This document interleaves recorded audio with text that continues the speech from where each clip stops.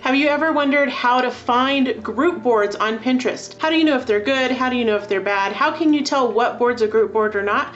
Well, we're gonna go over that in this video.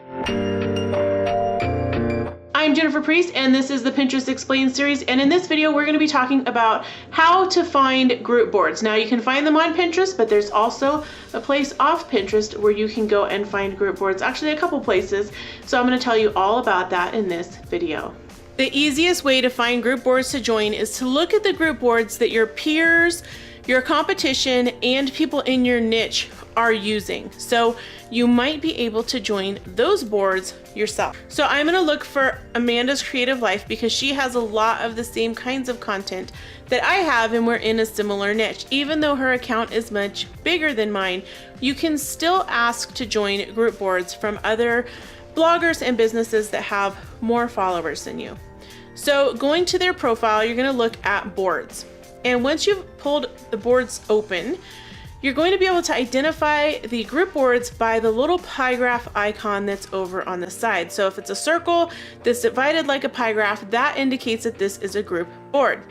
So the picture on the left is the owner of the group board, and then the little divided sections on the right are the members of the group board. There can only be one owner. So once you open up the group board, you're going to want to make sure that the title has keywords and the description has keywords.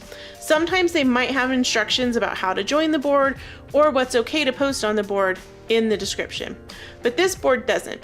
So it has some really good keywords in the title and the description. So this is a good board to join. You'll also want to scroll through and see what types of content are here and see if your content would fit in with that naturally.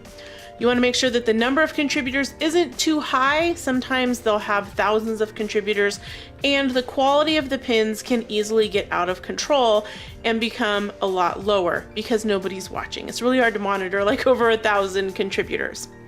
Once you've figured out if you want to join a board or if this is a good group board that you like, you'll want to follow it. A lot of times the contributors or the owners will ask that you follow the group board. The other thing you want to do is click on the picture of the first person in line. If there are no instructions here, like an email address that says how to join the group board, you're going to click that icon that represents the first person, open that up, and you'll want to send them a message. So we're going to click the messages icon up here on the right and then start typing in their name. So here comes up Amanda, and so what I can do is I can send her a message requesting to join her Thanksgiving recipes board. And that's how you find and ask to join group boards. Now there are some other tools out there in the world that you could use to join and find group boards, such as PinGroupie, etc. But it's easiest to find them on Pinterest by looking at other accounts in your niche. Before you ask to join a group board, you definitely want to make sure that everything on your account is optimized.